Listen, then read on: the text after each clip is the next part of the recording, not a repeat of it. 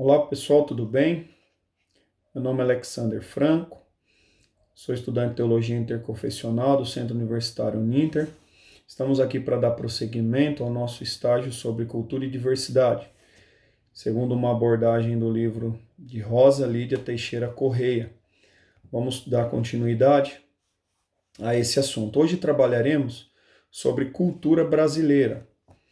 A cultura brasileira, de modo como ela vem sendo estabelecida, na compreensão sobre como falamos na aula anterior, desse emaranhado de pontos que foram apresentados que compreendemos como cultura. Então, a palavra que mais se encaixaria na questão da cultura brasileira seria multicultura, que essa palavra é mais apropriada quando se deseja abordar a cultura brasileira, pois ela aponta para uma composição de uma infinidade de culturas que se interpenetram, assim como falamos na aula anterior, aquele emaranhado entre vários pontos que se entrelaçam, onde as pessoas se demonstram, se apresentam por intermédio dos signos, dos símbolos que se apresentam, podemos compreender isso como esse emaranhado de multicultura, tá? Outra coisa, a questão desse entrelaçamento cultural, ela é verdadeira também, principalmente porque essa multicultura ela é caracterizada pelas formas e os modos em que os sujeitos sociais eles vão fazendo uso dessas produções, as produções existenciais, as produções religiosas, as produções pessoais. Então, todos esses tipos de adaptações, de entrelaçamentos, é que vão nos dar esse aspecto de multicultura, né? Esse entrelaçamento. Nós podemos ver um exemplo bem peculiar na questão da culinária, que nós vamos falar também um pouco mais à frente, na questão brasileira, mas aqui já vai um exemplo, uma forma muito peculiar. Um exemplo no que nós temos é a própria pizza, que na verdade é uma herança cultural dos italianos, e quando nós vamos para a região norte do Brasil, nós percebemos que lá nós temos uma pizza que ela é desenvolvida lá em Belém do Pará, com recheio de jambu, que é uma planta típica da região, que eles dizem que ela tem um efeito afrodisíaco, então eles colocam isso na pizza. Também camarão e mussarela. Aí nós temos o jambu, que é originário de lá, o camarão, por intermédio da pesca daquelas regiões, e a mussarela, que é tipicamente italiana. Então, na própria culinária, nós já começamos a perceber esse processo de interculturalidade, que é esse entrelaçamento, esse envolvimento, para que de fato se apresente essa cultura nossa, que é a cultura brasileira. Nós temos também a língua e a linguagem, que sem dúvida ela é a matriz de toda cultura, porque todos os seres humanos, as pessoas, elas precisam se comunicar. A comunicação é a principal forma que eles têm de se expressarem e de apresentar as suas diversidades. E não só apresentar, mas também de maneira que os outros possam compreender aquilo que ele quer passar. E nós vamos precisar de um apoio de um teórico, que é Denis Kush, que ele é um sociólogo e antropólogo francês, em que ele vai nos auxiliar com alguns pensamentos, tá? Para ele, para o teórico Kush, ela, no caso, a linguagem e a língua, ela exprime o resultado das diversas interações entre o indivíduo e o seu ambiente social, seja ele próximo ou distante.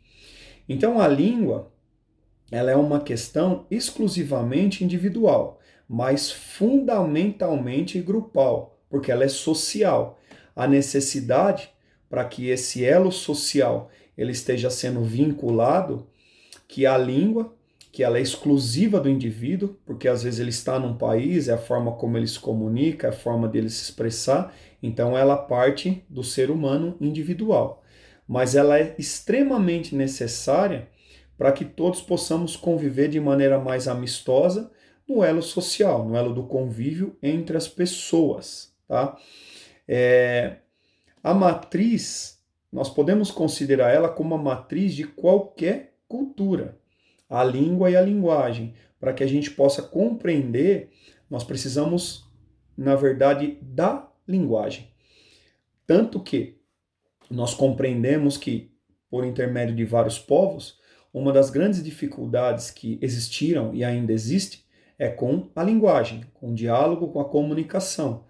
Porque se a pessoa não consegue se expressar de maneira em que os outros entendam, isso se gera um grande problema social, um grande problema de convívio, porque uma palavra mal falada, ela não volta mais atrás.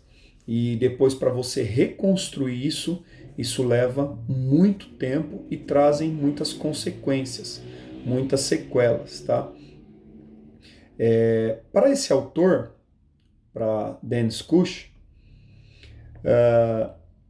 ele vai nos oferecer também uma contribuição para pensarmos em relação à língua e à identidade cultural, no sentido de nos aproximarmos, né, desse conceito, tá?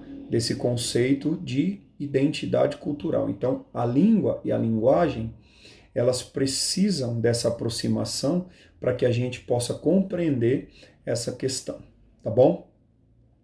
A questão da identidade cultural, ela remete em primeiro momento à questão mais abrangente da identidade social, da qual é um dos seus componentes. Para a psicologia social, a identidade é um instrumento que permite pensar a articulação do psicológico e do social em um indivíduo. Então nós precisamos desse auxílio, desse pensamento de Duns Scotus, para que a gente possa compreender que, em um primeiro momento, a questão mais abrangente em relação a essa identidade social, desses componentes que vão estar vivendo isso, tá, vai ser a língua e a linguagem. Isso vai nos trazer a forma de que as pessoas elas se interajam e possam se relacionar e compreender essas questões tradicionais. Tá? Todo grupo, ainda para Kush, todo grupo ele é dotado de uma identidade que corresponde à sua definição social. A definição que permite sujeitá-lo no conjunto social. A identidade social é ao mesmo tempo inclusão ou exclusão. Ela identifica o grupo, os membros do grupo que são idênticos sob certo ponto de vista. Nessa perspectiva, a identidade cultural ela aparece como uma modalidade de categorização, da distinção, nós, eles, baseados na diferença cultural. Então, essa identidade cultural, ela vai aparecer, como aqui esse pensador já nos traz, né, esse sociólogo, ela vai nos trazer essa identidade cultural como uma categorização, tá? Isso vai ser uma forma de a gente conseguir compreender as tradições culturais. A linguagem, ela não é uma questão exclusivamente, como a gente falou no início, do indivíduo, mas ela é fundamentalmente grupal, por ser social, tá? A linguagem, ela é o elemento principal, o elemento mor da cultura em qualquer povo. Se não houver uma linguagem que seja compreensível a todo aquele povo, jamais vamos conseguir compreender de maneira mais profunda as suas tradições culturais. Então, trata-se, na verdade, de uma situação chamada de exigência de imersão. É necessário que nós mergulhemos, né, de maneira mais profunda no enraizamento desses espaços, dessas vivências, dessas amostras, dessas representações, para que assim a gente possa compreender as tradições culturais. E nós vamos precisar do auxílio de um outro, na verdade, filósofo, que é Bourdieu. Esse é um filósofo que apresentou vários trabalhos, é um filósofo contemporâneo, né, dos nossos tempos, que veio auxiliar também a sociologia, trabalhos de etnologia, né? Na antropologia ele desenvolveu os conceitos de profunda relevância para esse meio social, nesse meio, né, do ambiente social. E ele vai nos trazer, num dos seus pensamentos, o âmbito, né, que ele chamou de hábitos, para definir a incorporação pelas pessoas de elementos da cultura que as caracterizam como sendo esse ou aquele indivíduo. Então é esse termo que ele vai nos trazer que vai também nos auxiliar.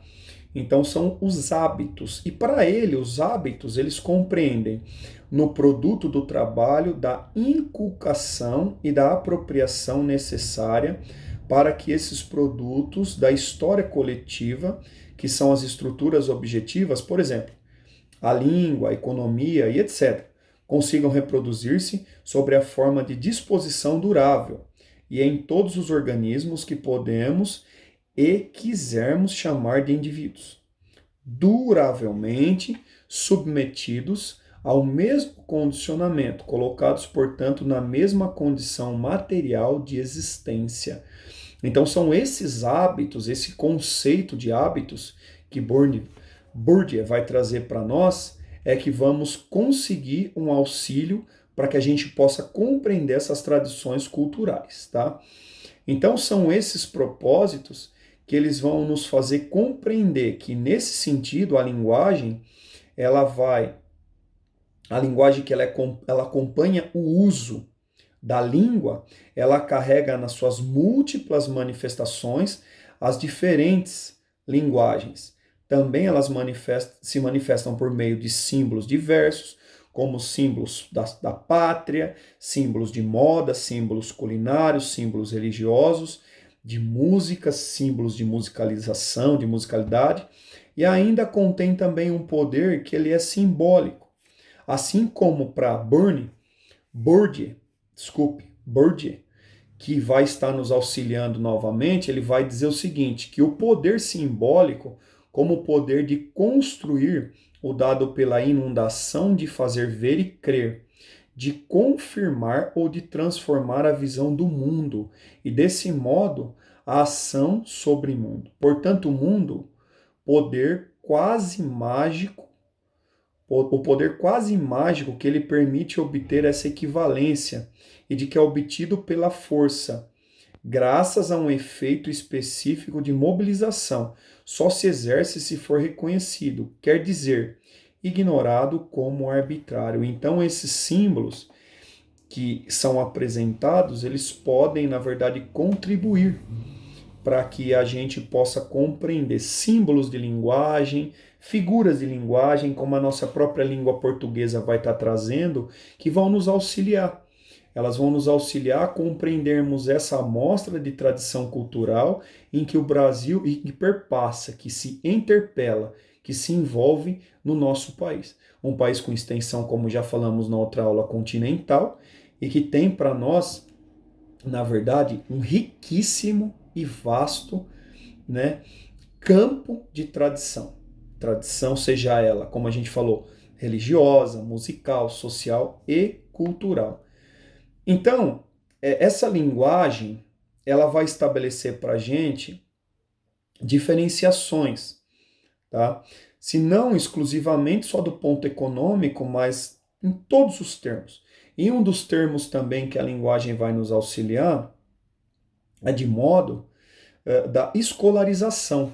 Então nós percebemos que quando as pessoas elas têm mais conhecimento cultural, quando elas leem mais, quando elas se debruçam mais em compreender as questões da linguagem, seja ela na parte da etimologia da palavra, o que ela de fato significa, ou que cada palavra pode representar de maneira metafórica. Então esse conhecimento cultural, ele também vai estar ajudando para que elas possam compreender melhor essas tradições, tá bom?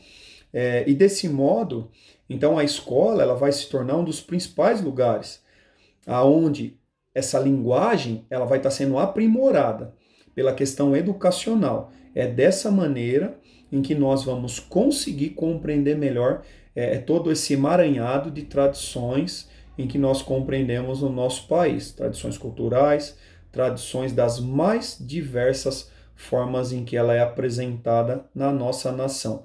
Também compreendemos hoje, conforme a tecnologia ela acaba nos envolvendo, que a própria mídia, seja ela na comunicação, ela tem a sua contribuição, porque nós vamos criar normalmente novas figuras de linguagens por intermédio de símbolos. Nas próprias redes sociais, quando as pessoas colocam às vezes alguns emojis, né, que são aqueles rostinhos, aquelas formas, aquilo é um símbolo que vai ter uma representação. Se você está feliz, se você está contente, se você está irado, se você está chateado, enfim, várias e várias representações simbólicas que também já começam a fazer parte dessa cultura tecnológica e digital que também faz parte já do nosso país, tá? Então toda essa diversidade de linguagem que a língua portuguesa ela nos apresenta, ela também compete da maneira central como uma cultura em que o nosso país ele se demonstra, tá? E ele é um fator de unificação entre todas essas culturas. Então essa língua e a linguagem, por intermédio da diversidade cultural, elas também nos apresentam essas diferenças. Música, culinária, moda, artefatos e arquitetura. Vamos dar continuidade à nossa aula sobre as diferenças culturais no Brasil, tá? Então, são muito marcantes essas diferenças. Nós temos, na verdade, um país, como já foi falado, com extensão continentais, onde nós vamos ter a maior diferença entre esses pontos que nós apresentamos no tópico, né, inicial dessa aula. Na música, como a gente falou, na culinária. Então isso vai ser demonstrado a esses povos espalhados por esse país, essas grandes diferenciações, tá? Nós temos por exemplo, no norte do Brasil, na questão musical, nós temos um ritmo, né, que acabou tomando conta do Brasil todo, que é conhecido como brega. E isso se estendeu pelo país todo e fora do país. Né? Nós temos em algumas comunidades periféricas das grandes metrópoles, como por exemplo Rio de Janeiro, São Paulo, onde nós temos o rap, que é um estilo musical, que na verdade é uma crítica social, né, por conta dessa desigualdade que o povo vive nessas regiões. Nós temos vários e vários aspectos nessa questão musical. Nós temos, por exemplo, o Nordeste do Brasil, onde é muito forte o ritmo de forró, frevo, né? Então, essa multidiversidade é que faz com que todas essas culturas elas estejam entrelaçadas. No outro aspecto também, que ele merece ser observado, é a culinária. E como a influência das suas regiões e dos seus povos, eles acabam, na verdade, interferindo não, mas trazendo uma nova roupagem nessas questões culinárias que eram culturais. Por exemplo, a feijoada, aonde tem carne seca, pedaços de carne suína, linguiça, que vai tudo misturado, ela era específica nos tempos da escravidão, porque os escravos pegavam aqueles restos, né, de carne, misturavam tudo aquilo para fazer os seus alimentos. Mas hoje, isso já começa a ter uma influência em outras partes do país. Se você pega, por exemplo, nas regiões litorâneas, nós temos alguns lugares que vão ter algumas feijoadas, que são feijoadas com frutos do mar. Então já pega alguns tipos de peixe, alguns tipos de moluscos que nós encontramos nos oceanos, por exemplo, fazem aquilo tudo misturado, né? Misturam ali, alguns fazem com feijão branco, ao invés de ser o feijão preto, e aí você tem uma feijoada de frutos do mar. Então a gente já começa a ver essa influência da multicultura, né, que já começa a perspassar uma já começa a se entrelaçar com a outra, tá? Nós temos também exemplos, às vezes, até de termos que são utilizados nessa questão culinária. Se nós pegarmos, por exemplo, no Nordeste brasileiro, a mandioca, que é uma raiz utilizada em muitos pratos, né? Ela é conhecida como macaxeira. Se a gente for para o Rio de Janeiro, é conhecido como aipim. Em outras regiões, ela é conhecida como mandioca. É um tipo de raiz comestível que se utiliza, né? E na verdade, ela veio de uma tradição indígena. Quando ela começou a ser utilizada para alimentação, era de uma tradição indígena. Então, percebam esse entrelaçamento, como isso já, que proporção isso já tomou, né? Que diversidade, que multiplicidade, que situação diferenciada que nós já encontramos nos dias de hoje, tá? Aí nós temos também um exemplo nessa parte alimentar ainda muito curioso do açaí, né? Que é um comestível, uma fruta comestível tipicamente da região norte também do Brasil, e que hoje tomou o mundo, né? Ganhou o mundo, porque eles perceberam que é um material, que é um tipo de alimento que ele potencializa o combate aos radicais livres. Então isso fez com que as pessoas acabassem comendo mais e aderindo isso nas suas culturas alimentares. Então essa homogeneização da cultura, ela pode ser visível nesses tempos de globalização em todos os meios, até também por meio da moda. Às vezes nós víamos algumas vestimentas que eram típicas, por exemplo, do sul do Brasil, e hoje nós conseguimos já ver isso espalhado pelo país todo, né? Então essa questão também da tecnologia acabou favorecendo nesse aspecto, em que as pessoas eles têm acesso, né? Acesso à informação, seja ela mais distante, de maneira mais rápida, e assim começam a implementar isso em suas culturas. Nessa mesma perspectiva, como a gente falou, ela tem vários símbolos, né? A simbologia que nós também compreendemos, por exemplo, da cultura, como eu falei, da mandioca, né? Que é uma cultura indígena, em que o nosso país, né?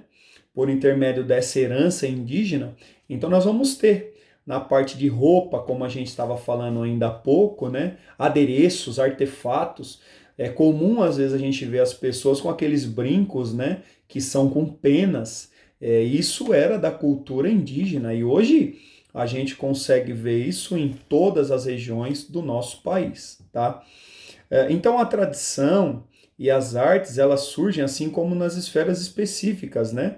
Da cultura, congregando a um conjunto de valores que orientam a conduta, né? E trazem também essa tradição, ela procura paralisar a história, então ela traz aquele momento que ele acaba sendo eternizado. Então, quando nós conhecemos também essas questões culturais, nós também ao mesmo tempo fazemos uma viagem na história, porque isso faz com que nos remeta, né, a quando aquilo formou, quando foi desenvolvido, por que foi criado. Então, isso é muito importante, o conhecimento, para que a gente também compreenda as coisas de maneira mais profunda. Nós temos um grande problema em que as pessoas às vezes atacam ou falam de uma cultura ou de outra cultura, mas sem de fato conhecê-la, sem conhecê-la mais a fundo, tá bom? Nós também podemos ver essa homogeneização cultural em algumas amostras arquitetônicas, né, da arquitetura do nosso país. Nós temos, por exemplo, aquela região de Minas Gerais, onde a influência dos colonizadores portugueses ela foi muito forte, a região de Ouro Preto, Mariana, toda aquela região. Então nós temos ali muito dessa apresentação cultural. Quando nós fazemos uma viagem para aquela região, fazemos uma volta no túnel do tempo, né, entre aspas, né, para a gente voltar na época, né, onde a religião ela tinha uma influência direta na vida das pessoas, a representação por intermédio da arte, naquelas retratações das igrejas do período barroco, né, que traziam a representação direta entre o profano e o sagrado, né, por intermédio daquelas gravuras, aquelas imagens que eram representadas dentro das catedrais e pelo lado de fora também. Nós temos algumas igrejas ali em que demonstravam aquela questão entre os conflitos medievais que existiam, né? Tem uma daquelas igrejas que ela tem na parte exterior alguns símbolos, como se fossem alguns canhões, né? Na época dos períodos medievais de guerra, enfim. E nós temos também presente nessa cultura moderna, essa é a cultura mais antiga, né? Uma cultura mais na época da colonização. Agora, na cultura arquitetônica moderna brasileira, nós temos várias amostras, né, de Oscar Niemeyer, né, que foi um grande referencial para o nosso país, que nos deixou uma grande colaboração nessa questão cultural. Nós temos, por exemplo, em Brasília, um palácio que ele remete aos três poderes, né? O executivo, o legislativo e judiciário. Então, a própria arquitetura, ela traz como símbolo um referencial dos três poderes em que legislam o nosso país. Então, isso é muito interessante. Nós vamos também lá para a região dos ribeirinhos, nós temos aquelas casas que são feitas de palafita, né? Que quando a gente perceber aquelas arquiteturas, isso já nos remete a esse povo que mora às margens do rio, porque quando o rio ele sobe, que tem as cheias, então as casas precisam estar mais acima, né, para que elas não sejam inundadas. Então tudo isso, essas arquiteturas, como nós estamos falando, elas têm as suas simbologias muito importantes, tá? Como, né, a gente falou nos casos dos prédios, em todas essas questões, tá bom? Então, de uma maneira geral, nós entendemos que isso também nos demonstra, na verdade, uma apresentação por intermédio dos símbolos nas tradições culturais que temos no nosso país. Bom, caminhamos para a síntese dessa aula que estamos apresentando. Nós abordamos nessa aula, na verdade, a cultura brasileira, definindo como uma base de entendimento por intermédio de Geertz, que já falamos na primeira aula, que é uma teia de significados, tá? E nessa abordagem, que ela é uma abordagem intercultural, onde nós percebemos várias e várias formas, representações culturais, por intermédio de vários segmentos, nesse sentido, cabe a nós falarmos que essas manifestações simbólicas que caracterizam, né, caracterizam de maneira muito peculiar essa cara em que o nosso país tem. E que cara é essa? Essa cara de interculturalidade. Não existe uma regra ímpar ou um único formato que vai remeter à tradição cultural do nosso país. Ela é uma das mais diversas que podemos encontrar por conta dessa influência, né, de várias etnias, de vários colonizadores. Então, quando compreendemos dessa forma, entendemos a multiculturalidade, essa diversidade cultural que o nosso país tem. E na Constituição brasileira nossa de 1988, na seção 2, no artigo 215, a cultura ela é destacada em uma acepção bem mais restrita em relação do que foi vista até aqui, mas que não deixa de ser um entendimento. Então, o que isso nos remete, essa Constituição?